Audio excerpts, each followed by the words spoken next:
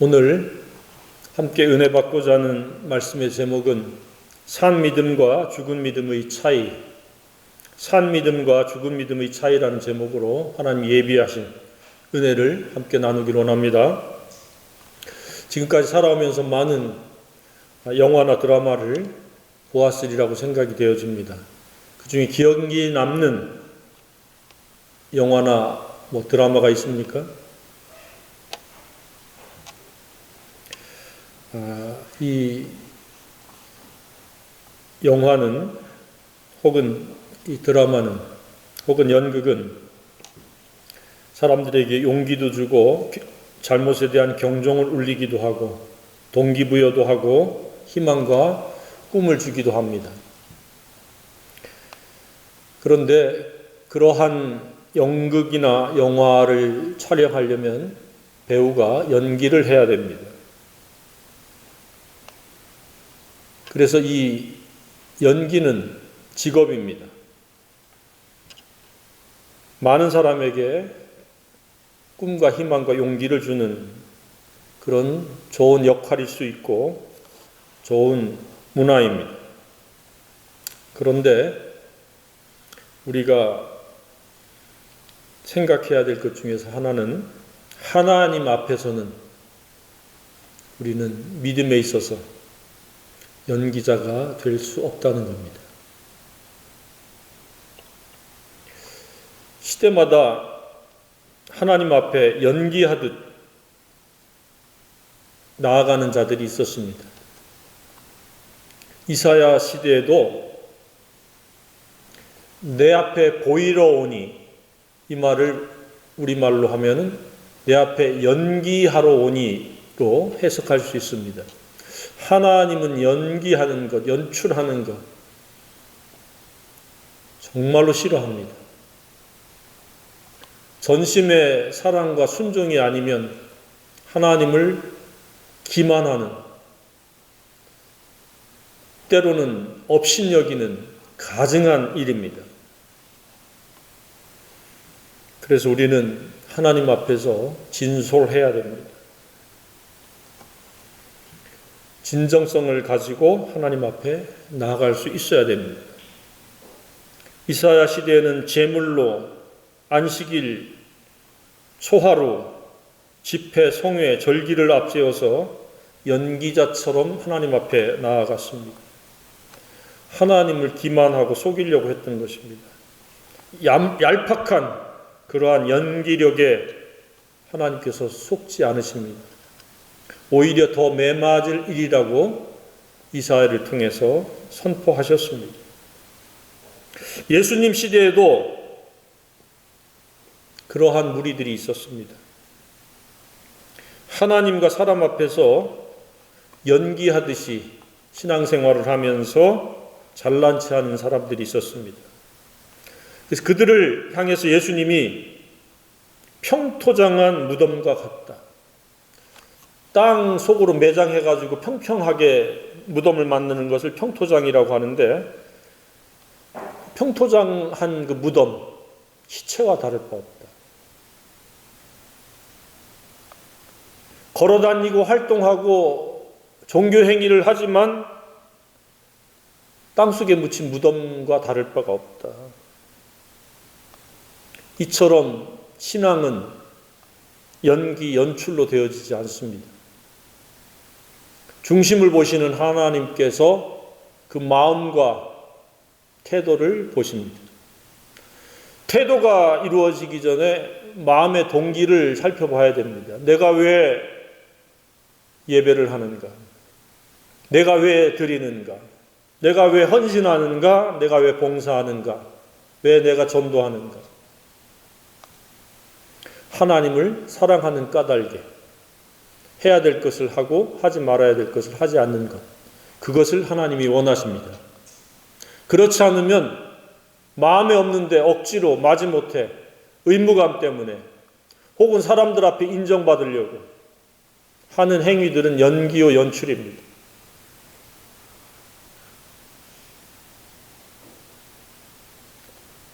오늘 이 본문도 매우 유사합니다.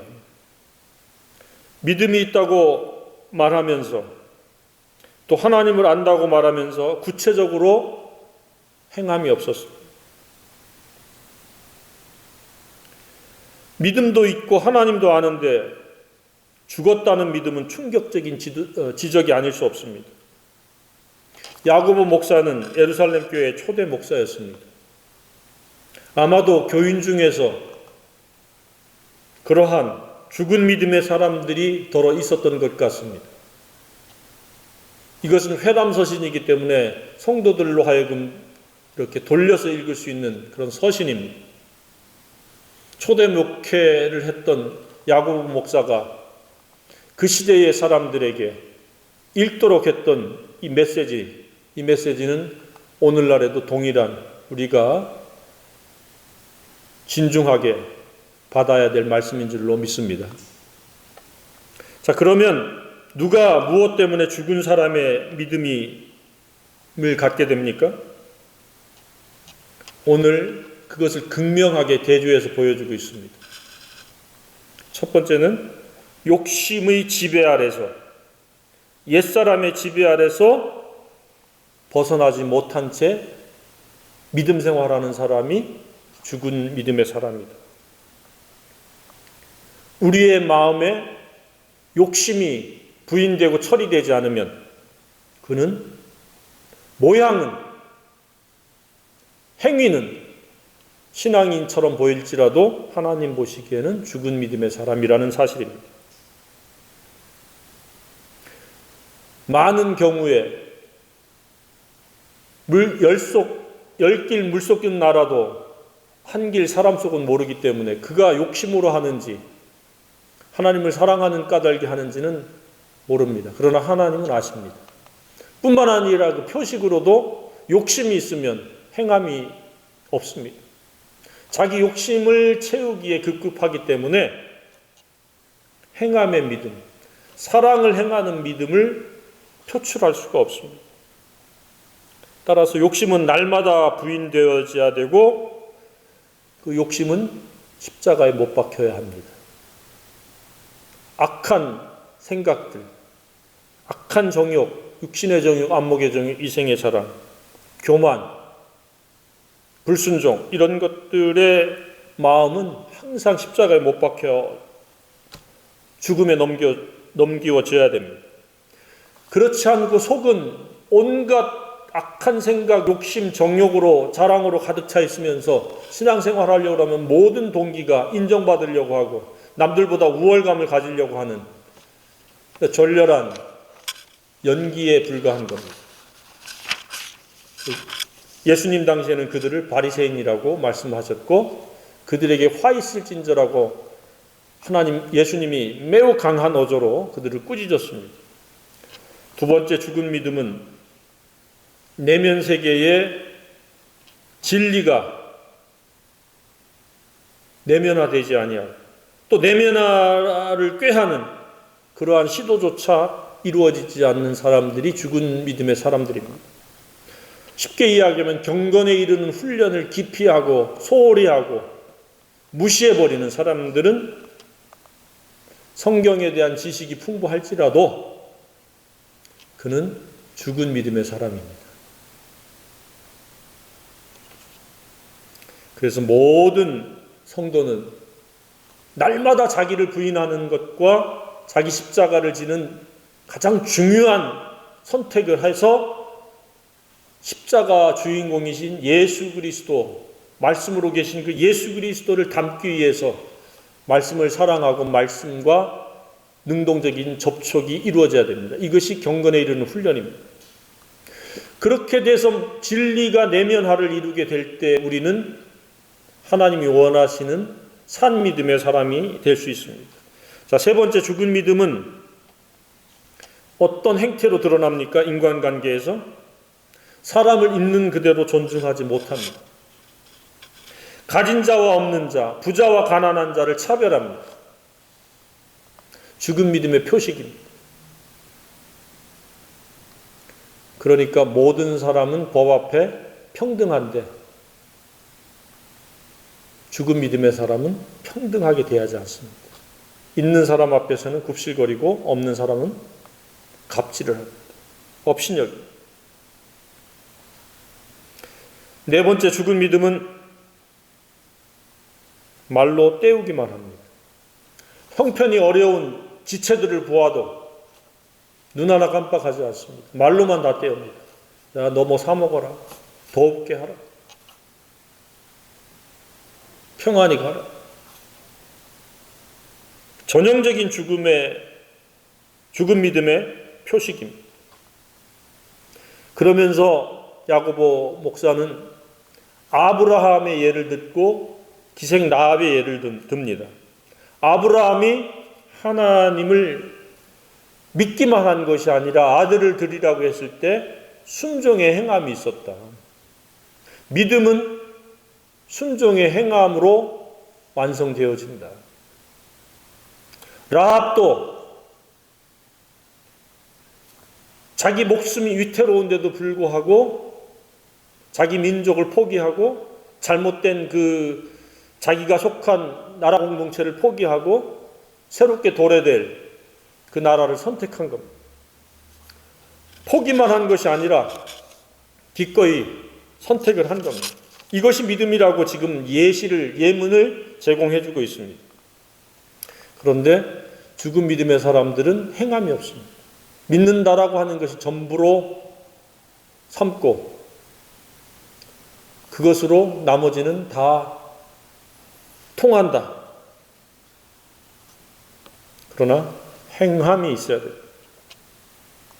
다섯 번째로 죽은 믿음이란 말을 혈기 육신에 따라 사용합니다. 그래서 본문에서는 성경에서는 불과 같다, 배와 같다, 작은 키와 같다, 불이라고 이렇게 설명을 하고 있습니다. 여섯 번째로 죽은 믿음은 자신의 정욕으로 세상과 벗이 되어 살아갑니다. 세상에 푹 담그고 성별되거나 거룩하지 않은 채 세상에 그 악한 것들을 본받아서 그것을 따라 행합니다. 그런데 이 세상과 벗이 되는 것을 일컬어서 시기, 살인이라는 표현을 쓰고 있습니다. 세상은 온통 범죄로 얼룩져 있습니다. 시기, 경쟁, 살인이 난무하는 것입니다. 그래서 세상 사람들과 다를 바 없다는 것은 이렇게 범죄하며 살아간다는 의미입니다. 일곱 번째로 죽은 믿음이란 주의 뜻인 선을 알고도 행치 않는다는 겁니다. 선이란 사랑으로 말미암아 진리를 순종하는 것까지입니다. 그러니까 사랑도 없고 순종도 안 한다는 겁니다. 오히려 주의 뜻을 무시하고 업신여깁니다. 여덟 번째로 죽은 믿음의 사람은 사치와 방종으로 살아간다고 야고보 목사는 경고하고 있습니다. 아홉 번째로 죽은 믿음이란 예수님의 재림의 소망을 갖지 않고 참지도 못하고 인내하지도 못한다고 경고를 하고 있습니다. 금방 쉽게 포기해버리고 좌절해버리고 될 대로 되라고 하는 식으로 살아갑니다. 열 번째로 죽은 믿음이란 결과적으로 진리를 떠나 미혹된 것이라고 경고를 하고 있습니다. 진리를 붙잡고 살아야 되는데 자기를 부인하고 진리로 채우고 진리를 순종하며 살아야 되는데 그렇게 살지 않는다는 거예요.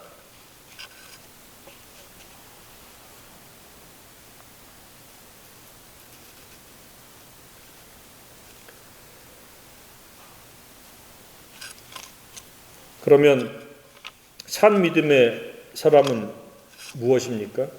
하나님께서는 그런 자들을 기뻐하고 그런 자를 찾으시는데 그런 자들은 어떤 사람입니까?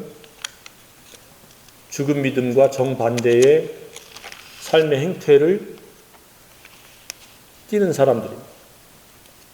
날마다 능동적이고 자발적이고 적극적으로 자기의 그 무가치함, 악함, 연약함을 인정하고 그런 것들에 지배받지 않기 위해서 자기를 부인하고 또 수시로 무시로 튀어나오는 그 자아의 악함들에 지배받지 않기 위해서 십자가를 지고 가는 사람들. 십자가는 믿어야 되고 십자가는 지고 가는 순종이 필요합니다. 이 부분이 안 되면 입만 살아있는 죽은 믿음의 사람이 되어지는 겁니다. 그래서 우리가 십자가를 아는 것 중요하죠. 믿는 것 더 중요하죠.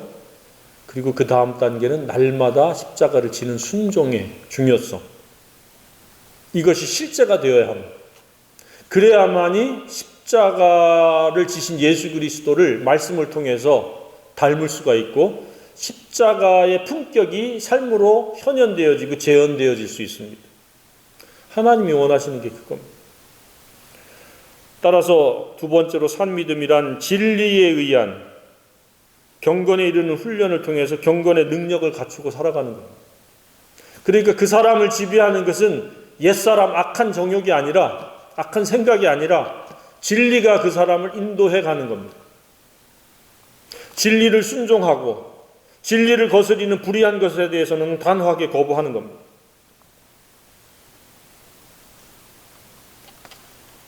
세 번째로 산믿음이란 예수님의 품격을 갖추고 다른 사람들을 있는 그대로 자신처럼 생각하고 사랑하는 것, 존중하는 겁니다. 구약에서는 이것을 정의와 공의라고 말씀하고 있습니다. 산믿음의 표식은 인간관계에서 정의와 공의가 물같이 강같이 흐르는 겁니다. 네 번째로 산믿음의 사람은 지체들을 사랑으로 섬깁니다. 특히 어려움을 당한 이들에 대해서 자기가 도울 수 있는 최선을 다해 돕습니다. 결코 말로 때우지 않습니다. 더 나아가 지체들의 필요에 민감하고 짐을 나눠지는데 기꺼이 동참을 하는 사람들입니다. 다섯 번째로 산믿음의 사람은 인격이 진리화되어 있기 때문에 덕을 세우는 말, 은혜로운 말을 합니다. 불의한 말, 언어폭력, 상처 주는 말, 죽이는 독 같은 말, 저주의 말을 사용하지 않습니다. 하나님을 향해서는 감사와 찬송의 말, 사람들을 향해서는 진리를 공유하는 빛된 말을 사용합니다. 격려, 위로, 복음의 공유, 이런 혀가 되어집니다. 여섯 번째로 산믿음의 사람은 세상과 구별되고 성별되어서 하나님의 벗으로 친구로 살아갑니다.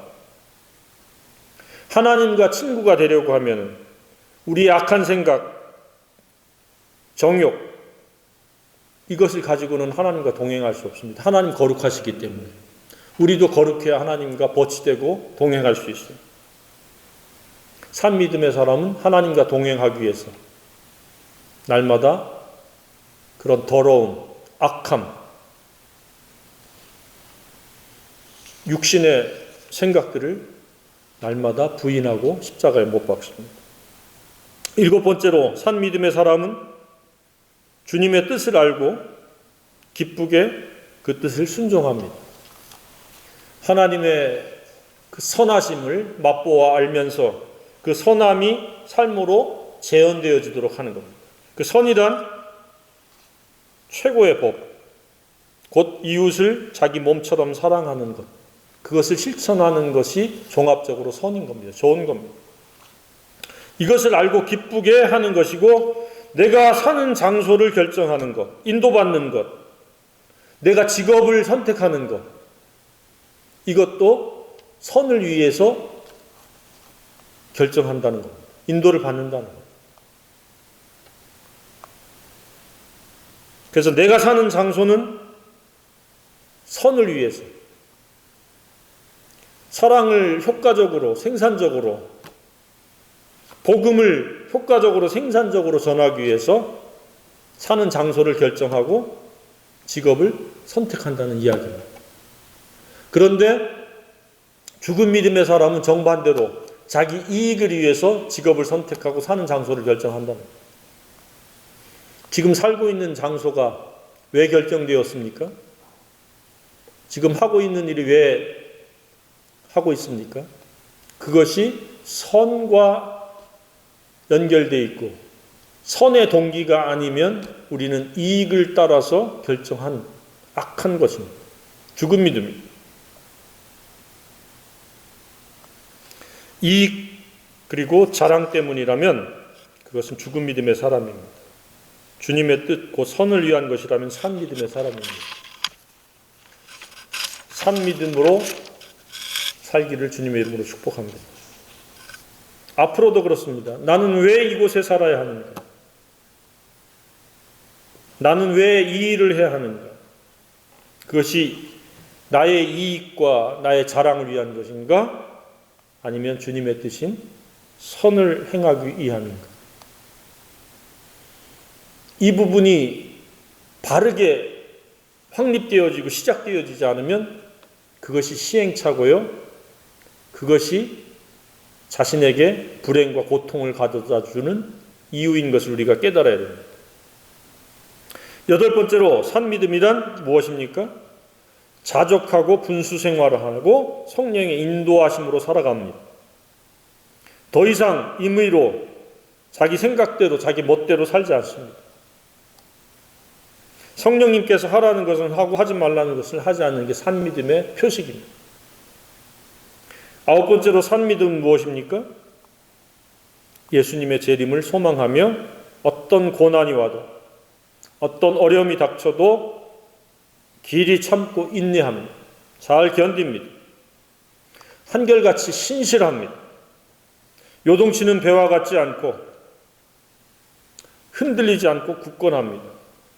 오히려 어려움이 닥치고 문제가 닥치면 오뚜기처럼 깨어서 일어나서 기도로 그리고 하나님을 의뢰함으로 극복해 나가는 사람이 산 믿음의 사람입니다. 이를테면 다니엘과 그 세 친구처럼 먹거리에 대한 유혹이 가장 많을 그 청소년 시기에 먹거리를 포기하고 우상숭배를 강요할 그때에 죽으면 죽으리라고 하는 것처럼 용광로에 7배 그 불이 뜨거워도 두려워하지 않고 굴복하지 않았고 경건을 방해하는 수많은 세력들이 위협을 해도 포기하지 않는 그러한 산 믿음이 필요한 때입니다. 아홉 번째로 산 믿음은 이렇게 견고하다는 것, 신실하다는 것. 열 번째로 산 믿음이란 결과적으로 무엇입니까? 진리가 내면화를 이루었다는 겁니다. 또 이 계속적으로 진리의 내면화를 이루기 위해서 경건에 이르는 훈련을 합니다. 그래서 진리가 인격이 되고 진리가 말이 되고 진리가 생활화되는 그런 사람이 산 믿음의 사람입니다.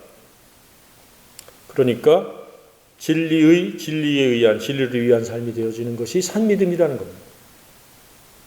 불신자냐 신자냐로 나뉘는 것이 아닙니다.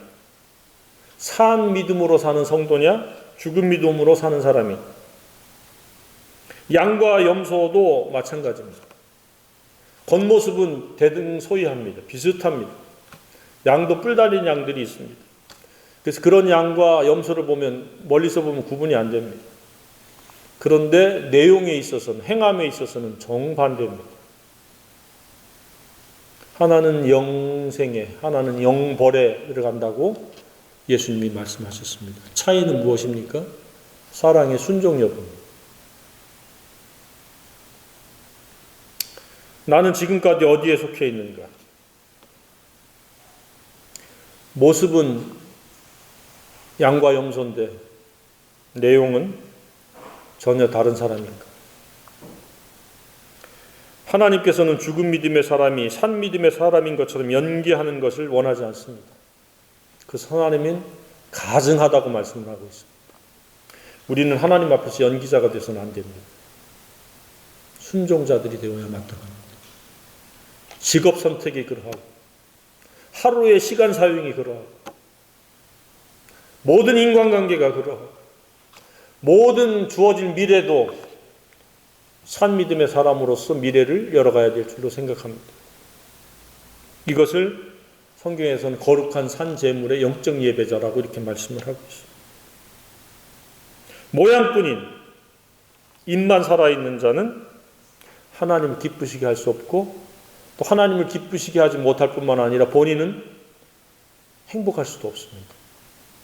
행복한 것처럼 또 연출하고 연기할 수 있을지는 모르지만 내면 세계로부터 비롯되는 의와 평강과 희락을 누릴 수가 없습니다.